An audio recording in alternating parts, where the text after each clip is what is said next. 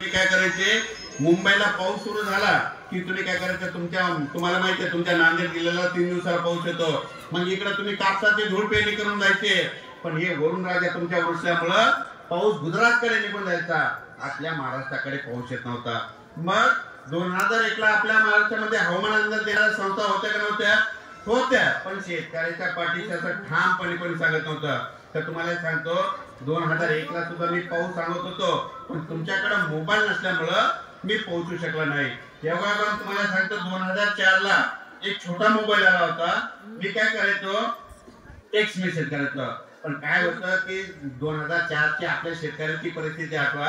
आपल्या शेतकऱ्याला साधी सायकल घेणं शक्य नव्हतं. ते मोबाईल कुठून घडणार? योगायोगाने बीटी कापूस आल्याच्या नंतर 2013-14 ला शेतकऱ्याच्या उत्पादनात वाढ झाल्याच्या नंतर मग हे अँड्रॉइड मोबाईल आलं. आणि हे मोबाईल आल्याच्या नंतर सगळ्यात आनंद कोणाला झाला मला त्याला. कशामुळं? मग त्याच्यामध्ये व्हॉट्सअप आलं, जिओ आलं, सगळं आलं. मी म्हणलं आता आपल्या महाराष्ट्राच्या शेतकऱ्याला मदत करायला खूप चान्स आला. मग 2015 ला काय केलं, तुमच्या मोबाईल मध्ये कसे व्हॉट्सअपचे ग्रुप आहे, मी काय केलं आपल्या मोबाईल मध्ये महाराष्ट्रातल्या 36 जिल्ह्याचे 36 ग्रुप तयार केले. त्याच्यामध्ये काय केलं, पूर्व विदर्भ, पश्चिम विदर्भ, दक्षिण महाराष्ट्र, उत्तर महाराष्ट्र, कोकण पट्टी, खानदेश, मराठवाडा असे वेगवेगळे भाग केले.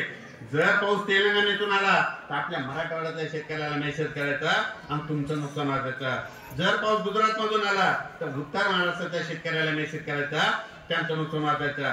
पण हे करत असताना काय झालं, नुकसान वाचू लागलो पण तितक्या समाधान झालं नाही. कशामुळं? या शेतकऱ्याचं बियाणाचं गणितच जुळून गेलं. म्हणून रात्रंदिवस शेतकऱ्याला जे नुकसान होतं ते वाचवण्यासाठी रात्रंदिवस प्रयत्न करायचे ठरविले. आता तुम्हाला एक सांगतो पाऊस म्हणजे कसा ओळखायचा, यापुढे तुम्हाला एक सांगतो. तुम्ही बघा तुमच्याकडे रामफळाचं झाड आहे का कोणाकडे? काय करा, ते रामफळाचं झाड तुम्हाला पावसाचा अंदाज सांगतं. कसं सांगतं? आता यापुढे काय करा, त्याच्यावर जरा लक्ष ठेवत जा. ज्या वर्षी तुमच्या रामफळाच्या झाडाला खूप रामफळ लागले, ते रामफळाच्या झाडामध्ये शेतकऱ्यांना यावर्षी दुष्काळ पडणार आहे असा अंदाज ते रामफळाचं झाड देतात. तुम्ही बघा गेल्या वर्षी तुमच्या रामफळाच्या झाडाला रामफळच नव्हते लागले. पाऊस जास्त पडला का नाही? यावर्षी लागलेत का नाही? यावर्षी नाही लागले. म्हणजे यावर्षी देखील खूप पाऊस पडणार आहे असा अंदाज तुम्हाला त्या रामफळाच्या झाडाने दिला. परत सांगतो पाऊस आहे कसा ओळखायचा.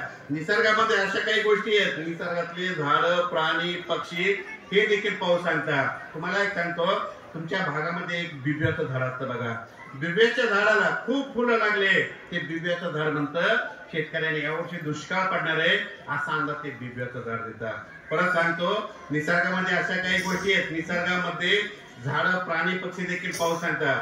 तर तुम्हाला एक सांगतो, निसर्गामध्ये एक असं झाड आहे ते तुम्हाला 1 वर्षाचा हवामान अंदाज देतात. झाड कुठे 1 वर्षाचा पाऊस सांगतंय का? पण सांगतंय. तुम्हाला सांगतो, पूर्वी बघा आपल्याकडं जे आपले आजोबा पंजोबा 1970 ला 80 ला शेती करत असताना त्यावेळेस कोणत्या अंदाज देणाऱ्या संस्था होते का? काही नव्हतं. मग त्यांना अंदाज कोण देत होतं? एक झाड देत होतं. त्या झाडाचं नाव सांगतो तुमच्या शेतामध्ये आणखीन आहे, त्या झाडाचं नाव आहे गावरान आंबा. गावरान आंबा आपल्या शेतकऱ्याला 1 वर्षाचा पाऊस सांगतो. तुम्ही आतापर्यंत त्याच्याकडे निरीक्षणच केलं नाही. मग तुम्हाला सांगतो कसं करायचं निरीक्षण. गावरान आंबा ज्या वर्षी तुमचा गावरान आंबा पिकला आणि त्या गावरान आंब्याचा घरी तुम्ही रस खूप खाल्ला आणि त्या गावरान आंब्याच्या कैऱ्याचं लोणचं तयार केलं की समजायचं दुष्काळ पडतो. तुम्ही बघा 2017 पर्यंत ह्या तुमच्या गाववाल्यांना इतका गावरान आंब्याचा रस खाल्ला, 17 पर्यंत तुम्हाला दुष्काळाला सामना करावा लागला. 18च्या नंतर तुम्ही आठवा तुमच्या गावरान आंब्याच्या झाडाला फुलोराच लागला नाही. फुलोरा नाही म्हणजे आंबे नाही लागले, आंबे नाही म्हणजे रस नाही खाल्ला, म्हणून पाऊस जास्त पडला. आणि यावर्षी बघा आता फुलोरा लागलाय, पण ते फुलोरा काही टिकणार नाही. नाही टिकला, नाही पिकला की समजा पाऊस जास्त पडणार आहे असा अंदाज ते गावरान आंबा देतो. परत सांगतो एक असं झाड आहे तुमच्या शेतामध्ये लिंबाचं झाड. लिंबाच्या झाडाला उन्हाळ्यामध्ये खूप लिंबुळ्या लागल्या, ते लिंबाचं झाड मध्ये शेतकऱ्यांना यावर्षी खूप पाऊस पडणार आहे असा अंदाज ते लिंबाचं झाड देतात. परत सांगतो एक असं झाड आहे ते तुम्हाला हरभऱ्याला उतार येईल म्हणतंय, गव्हाला उतार येईल म्हणतंय, सोयाबीनला उतार येईल म्हणतंय. असं झाड एक देखील अंदाज देतात. तसं झाड कुठं असतंय का? पण असतंय. त्या झाडाचं नाव सांगतो तुमच्या शेतामध्ये ज्या वर्षी चिंचाच्या झाडाला खूप चिंचा लागल्या, ते चिंचाच्या झाडामध्ये शेतकऱ्यांनो यावर्षी तुम्ही मालामाल होणार आहे असा अंदाज ते चिंचाचं झाड देतात. यावर्षी चिंचाला लागल्यात ना म्हणजे 2025 ला देखील तुम्हाला चांगला माल होणार आहे असा अंदाज त्या चिंचांना दिला. परत सांगतो एक असं झाड आहे ते पाऊस तुम्हाला लवकर येणार आहे का उशीर येणार आहे सांगता. त्या झाडाचं नाव आहे तुमच्या शेतामध्ये जांभळीचं झाड.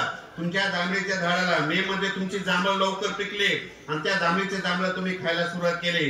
ते जांभळीच्या झाडामध्ये शेतकऱ्यांना यावर्षी लवकर पाऊस येणार आहे असा अंदाज ते जांभळीचं झाड देतात. परत सांगतो एक असं झाड आहे की तुम्हाला तुरीला उचार येईल म्हणून सांगतात. तसं झाड असतंय का?